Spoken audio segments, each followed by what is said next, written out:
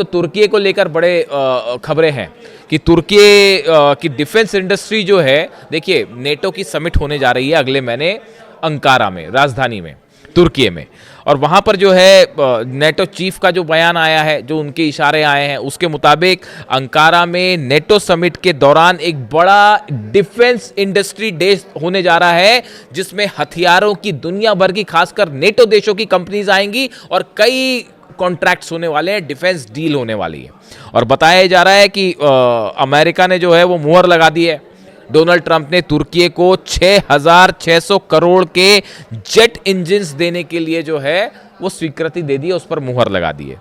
कान जो fighter jet है तुर्की का, कान नाम है उसका, उसमें जो है जो जेट लगेगा उसकी रिक्वायरमेंट थी तुर्की के लिए, तो वो देने के लिए तैयार हो गया है अमेरिका। और 6,600 करोड़ की डील होने जा रही है। नेटो की वहाँ समिट हो रही है, उसके पहले आप देखिए ये जो करीबी जताने की कोशिश कर रहे हैं ट्रंप तुर्की के साथ, ये कई सारे मिडिल ईस्ट में पावर बड़ी तेज़ी के साथ चेंज हो रहा है। देखिए ये एक जो खबर थी, मैंने आपको सुबह ही, आज जो पहला वीडियो बनाया था सुबह हमले के बाद, उसमें मैंने आपको ये कहा था कि अमेरिका के जो बेस खाली करने वाली बात आ रही है, दरअसल अमेरिका वो बेसेस हटाना चाहता है जिस पर ईरान हमला कर रहा है। देखिए वो अभी दोपहर होते होते तक खबर कन्फर्मेशन आ गया उसका। अमेरिका की प्लानिंग ये है, खास तौर पर जैसे कुवैत हो गया या यूएई है, सऊदी के कुछ अड्डे हैं, या बहरीन में भी इवन, जहाँ पे कुछ ऐसे जगह हैं जहाँ पर ईरान ने इतना मारा है साहब, इतना मारा है कि मतलब क्या ही बताया जाए आपको। मिसाइल गिर गई, ड्रोन गिर गए और आप नहीं रोक पा रहे हो, और वहाँ पे बड़ी कैजुअलिटी, अमेरिकन जो फोर्सेस हैं भागनी पड़ी वहाँ से। कोई बंकर में छुपा है तो बंकर में छुपा हुआ है, और उसमें इतना ज़्यादा डैमेज हो गया है कि उसको रिकंस्ट्रक्ट करने में भी जो है वो करोड़ों रुपए का खर्चा आने वाला है। तो ऐसे हालात में अब सिचुएशन ये है कि अमेरिका की प्लानिंग समझिए। अमेरिका ये चाह रहा है कि अपने बेसिस को इजराइल शिफ्ट कर दिया जाए, इजराइल के आसपास शिफ्ट कर लिया जाए। उससे होगा ये कि अगर आप, एक तो हमले करने में आसानी होगी कि अगर इजराइल भी हमले कर रहा है, वहीं पे पास से ही अमेरिकन बेसिस से भी हमले हो रहे हैं। और दूसरी चीज़, जब ईरान की मिसाइल्स आएंगी तो अभी आपको डिफेंस सिस्टम अपना पेट्रियट जो है वो कुवैत में भी लगाना पड़ रहा है, कतर में भी लगाना पड़ रहा है, बहरीन पे भी लगाना पड़ रहा है, सऊदी में भी लगाना पड़ रहा है, यूएई पे भी लगाना पड़ रहा है। तो खर्चा ज़्यादा आ रहा है, मिसाइल्स ज़्यादा खर्च हो रही हैं। तो फिर प्लान क्या है साहब, इजराइल के पास लगाइए, ताकि जब ईरान हमला करे तो सिर्फ इजराइल को ही, मतलब एक ही आप डिफेंस सिस्टम से आप इजराइल को भी बचाने की कोशिश करेंगे और खुद को भी बचाने की कोशिश करेंगे, और हमला करना भी आसान रहेगा। रिफ्यूलिंग जेट सीधा इजराइल आएंगे, अलग अलग देशों में नहीं ले जाना पड़ेगा। अभी टेक ऑफ करने में बड़ी दिक्कत हुई, सऊदी से भी और कतर से भी, सब जगह प्लेन्स तो सब जगह थे अमेरिका के फाइटर जेट, लेकिन टेक ऑफ करना, वो ज़्यादा जगह हमले ज़्यादा कर पा रहा था ईरान, सब जगह जो है वो बेसिस को जला डाला। ईरान के सैटेलाइट्स मदद कर रहे हैं, रूस के सैटेलाइट्स मदद कर रहे हैं। तो ये ऑपरेशन बड़ा फैला हुआ था अमेरिका का, और इसलिए पिट गए। आप अगर किसी वॉर जो स्ट्रैटेजी बनाते हैं, आप उनसे बात करेंगे तो देखिए क्या है, ये सब बेसिस देखने में अच्छे लग रहे थे, लेकिन कि भाई इतने देशों में हमारे बेसेस हैं अमेरिका की, और इतने में जो है वो जॉर्डन में F-15 खड़े हैं, और कतर में F-35 जेट्स खड़े हैं, सऊदी में F-35 जेट खड़े हैं, F-16 यूएई में। ये सब बोलने की बातें थी, वो जब मारनी शुरू करी ईरान ने तो कुछ नहीं बच पाया। तो इन्होंने कहा कि अब जो काम के बेस नहीं वो हटाइए, बाकी इजराइल शिफ्ट करिए, यानी फोकस इजराइल के आसपास है कि यहीं पर बेसेस शिफ्ट कर लीजिए। तुर्की के साथ जो संबंध तेजी से बढ़ रहे हैं, देखिए आप आइसोलेशन में नहीं देख सकते, मैं फिर कह रहा हूँ आपको। रूस में बड़ी तेजी से हमले हो रहे हैं, रूस की ऑयल इंडस्ट्री को ख़त्म करने की कोशिश चल रही है, उसके तेल को रोकने की कोशिश चल रही है। तुर्की को अपने पक्ष में रखना चाह रहे हैं डोनाल्ड ट्रंप, संभवतः अरब, इस पे हम अलग से बात करेंगे। अरब देशों के भी अमेरिका से जो समीकरण थे वो तेजी से बदल रहे हैं। अब तुर्की जो है वो एक नया पावर सेंटर के रूप में उसको आगे बढ़ाना चाह रहे हैं ट्रंप। क्या उसमें, उसके पीछे उनकी मंशा क्या है, ये कई इस पर अलग अलग राय है, इस पर हम एक अलग प्रॉपर वीडियो करेंगे। लेकिन देखिए अभी हालात ये है कि जितने अरब देश हैं सब के सब खौफ में है कि कहीं आज रात को जो है ईरान की तरफ से फिर बड़ा हमला तो होने नहीं जा रहा। और ये जो बयान आए हैं खास तौर पर डोनाल्ड ट्रंप के और जेडी वेंस के, कि आगे आगे देखिए क्या होता है और ईरान को बख्शा नहीं जाएगा, क्या एक बार फिर बड़ी स्ट्राइक आज रात को देखने को मिल सकती है। कई तमाम डिफेंस एक्सपर्ट इस तरह की राय जाहिर कर रहे हैं कि एक बार फिर ईरान पर बड़ा हमला हो सकता है, स्ट्राइक्स हो सकती हैं, और इस बार हमला तेहरान पर भी हो सकता है। यानी देखिए अभी तो इस सिरिक आइलैंड्स के आसपास की बात थी, लेकिन अब हमला टेरिटरी पर भी हो सकता है। इसके लिए ईरान की सेना पूरी तरह से तैयार है। ईरान के सारे कमांडर्स को सुप्रीम लीडर की तरफ से आदेश आ चुके हैं कि जो भी जैसा भी हमला होता है उसका फौरन जवाब दिया जाए और करारा जवाब दिया जाए। आईआरजीसी के तमाम कमांडर्स यही बयान दे रहे हैं कि अब की बार अगर हमला किया तो जंग वैसी नहीं होगी, हमले वैसे नहीं होंगे जैसे पिछली बार हुए, उससे कहीं ज्यादा बड़े हमले करेगा ईरान। इस तरह की बातें सामने आ रही हैं। जब से सीज फायर हुआ है उस सीज फायर के अगले दिन से ईरान में ड्रोन चाहे बनाना हो, चाहे मिसाइल्स हो, चाहे डिफेंस सिस्टम हो, हर दिशा में ईरान तेजी के साथ इस बात के लिए तैयार हो रहा है कि जंग हो सकती है। ऐसे ही इंडिकेशन तमाम इंटरनेशनल जो एजेंसीज हैं, चाहे वो केजीबी हो रूस की, चाहे चाइना की हो, तमाम एजेंसीज इस ओर इशारा कर रही हैं कि ईरान को एक बार फिर नए सिरे से घेरने की कोशिश चल रही है। देखिए, जब कोई एमओयू साइन होता है और मामला शांति की तरफ आगे बढ़ता है तो उसके इंडिकेशंस देखने को मिल जाते हैं।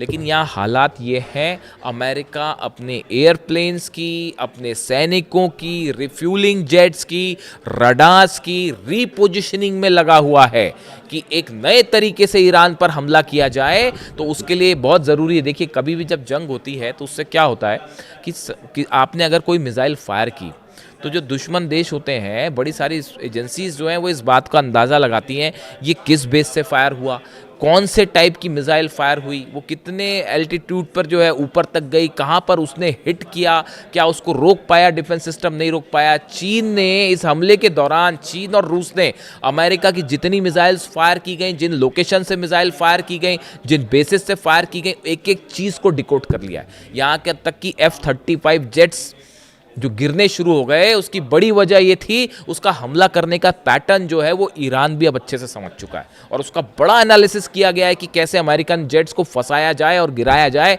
यही वजह थी कि 42 प्लेन गिर गए। और अब हालात ये है कि अगर अमेरिका की तरफ से, पहली बात तो हमला जो कुछ हुआ उसमें जहाज़ का कहा गया कि ईरान ने जो है वो जहाज़ पर हमला किया, ड्रोन स्ट्राइक की, इसीलिए हमने हमला किया, जबकि हालात जो हैं वो इससे कहीं ज़्यादा आगे बढ़ चुके हैं। चाहे एमओयू को लेकर हो, एमओयू की शर्तें हों, और चाहे हॉर्मूज़ हो, हॉर्मूज़ में हालात बेहद तनावपूर्ण हैं। दोनों तरफ से जहाज़ फंसे हुए हैं, किसी की हिम्मत नहीं हो रही वहाँ पर जहाज़ों को लेकर आगे बढ़ने की कि कब कौन कहाँ से स्ट्राइक कर दे।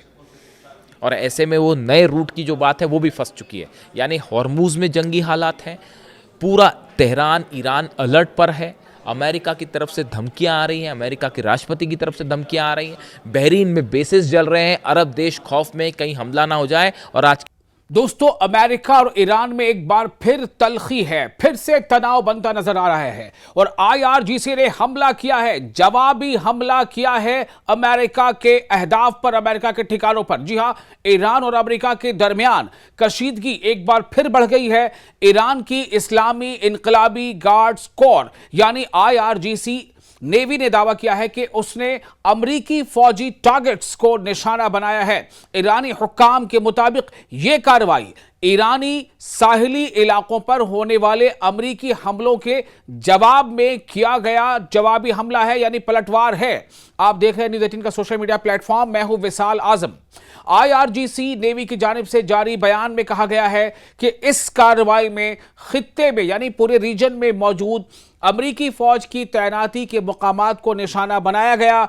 ईरान का कहना है कि अमरीका ने इससे पहले ईरानी साहिली इलाकों पर, यानी ये ईरानी कोस्ट है, वहां पर फिजाई हमले किए, एयर स्ट्राइक किए थे, जिसके बाद यह जवाबी कार्रवाई की गई है। बयान के मुताबिक अमेरिका ने आबनाए हुर्मुज से यानी स्ट्रेट ऑफ हुर्मुज से एक जहाज के गुजरने को जवाज बनाकर कार्रवाई की। ईरान का मौक़िफ़ है कि अमेरिका मुख्तलिफ बहानों से अपने वादों और मुआहिदों की खिलाफ वर्जी करता रहा है। ये ईरान कह रहा है कि अलग अलग हीले बहानों से अमेरिका ने जो एक एमओयू साइन किया है, मेमोरेंडम ऑफ अंडरस्टैंडिंग साइन किया है, उस पर दस्तखत हुए हैं दोनों मुल्कों के, जो ईरान के साथ, ईरान अमेरिका के बीच, उसकी जो है एक वायलेशन किसी न किसी बहाने से अमेरिका लगातार कर रहा है। दूसरी जानिब अमेरिकी सेंट्रल कमांड यानी सेंटकॉम ने भी ईरान में बाज अहदाफ कहते हैं टारगेट को, बाज टारगेट्स पर हमलों की तस्दीक की है। अमरीकी हुकाम का कहना है कि यह कार्रवाई एक ड्रोन हमले के जवाब में की गई है। यानी ईरान कह रहा है कि चूंकि अमेरिका ने ईरानी कोस्ट पर हमला किया, एयर स्ट्राइक है, इसलिए ईरान जो है वो उसने जवाबी हमला किया। अमेरिका का कहना है कि हमने हमला बेशक किया, लेकिन हमने कुछ ड्रोन हमले की जवाबी हमला किया, जिसमें उनके मुताबिक सिंगापुर के परचम बरदार माल बरदार जहाज MV एवर लोली को निशाना बनाया गया था, जैसा अमेरिका का कहना है। सेंटकॉम का कहना है अमेरिकी दावे के मुताबिक ये वाकया आबनाए हुर्मुज यानी स्ट्रेट ऑफ हुर्मुज के करीब ओमान के साहिली इलाके में पेश आया। तहम ईरान ने हमेशा की तरह इन इल्जामात को मुस्तरद कर दिया है। ईरानी हुकाम का कहना है कि वो गैर फौजी अहदाफ को निशाना बनाने की पॉलिसी नहीं रखते। फिर से सुनिए क्या कहा गया ईरान की तरफ से। ईरानी हुकाम कहते हैं यानी जो भी ऑफिशियल्स हैं, आला जो ऑफिशियल्स हैं, उनका कहना है कि वो गैर फौजी अहदाफ के लिए ऐसा कोई भी टारगेट जो कि नॉन मिलिट्री हो, वो उसको निशाना बनाने की पॉलिसी नहीं रखते हैं। ये ईरान कह रहा है। ईरान ने यह भी कहा है कि बाज अनासिर ऐसे हमलों को ईरान से जोड़ने के लिए मुबैना तौर पर फॉल्स फ्लैग कार्रवाइयां कर सकते हैं। यानी इसमें कहीं ना कहीं कोई साजिश भी हो सकती है ताकि उस हमले से ईरान को जोड़ दिया जाए और इसके नतीजे में अमेरिका फिर ईरान पर जवाबी हमला करे, फिर ईरान अमेरिका पर हमला करे। और ये जो काफ़ी मेहनतों के बाद, काफ़ी कोशिशों के बाद, कई मुल्कों के लगातार कोशिशों के बाद और कई देश मतलब दुनिया के कई देशों के लगातार आप कह सकते हैं कि आरजुओं के बाद, मेहनतों के बाद अमेरिका और ईरान के बीच MOU पर दस्तखत हुए हैं, मेमोरेंडम ऑफ अंडरस्टैंडिंग पर दस्तखत हुए हैं, लेकिन हालात को बिगाड़ने की कोई कोशिश कर सकता है, ये ईरान का कहना है। IRGC के बयान में यह भी कहा गया है कि अमेरिका ने दोनों देशों के दरमियान हाल ही में होने वाली मफाहमती यादाश्त यानी मेमोरेंडम ऑफ अंडरस्टैंडिंग यानी MOU की खिलाफ वर्जी करने की कोशिश की है, उसे वायोलेट करने की कोशिश की है। ईरान का कहना है कि इसका मुनासिब जवाब दे दिया गया है। ईरानी फोर्स ने खबरदार भी किया है कि अगर मुस्तकबिल में यानी इन फ्यूचर ऐसी कार्रवाइयां दोबारा हुई तो उसका जवाब पहले से ज्यादा सख्त और वसी होगा, यानी ज्यादा फैलाव के साथ होगा। यह आपको वाजे कर दें कि इससे कबल 7 अप्रैल को अमेरिकी सदर डोनाल्ड ट्रंप ने जंग बंदी का ऐलान किया था। ताहम हालिया वाकयात के बाद एक बार फिर रीजन में कशीदगी यानी तनाव बढ़ने के खदशात पैदा हो गए हैं।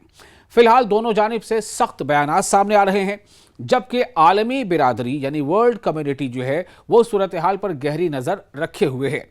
अब देखना यह होगा कि आने वाले दिनों में यह तनाज़ा मजीद शिद्दत अख्तियार करता है या सिफारती कोशिशों के जरिए हालात को काबू में लाया जाता है।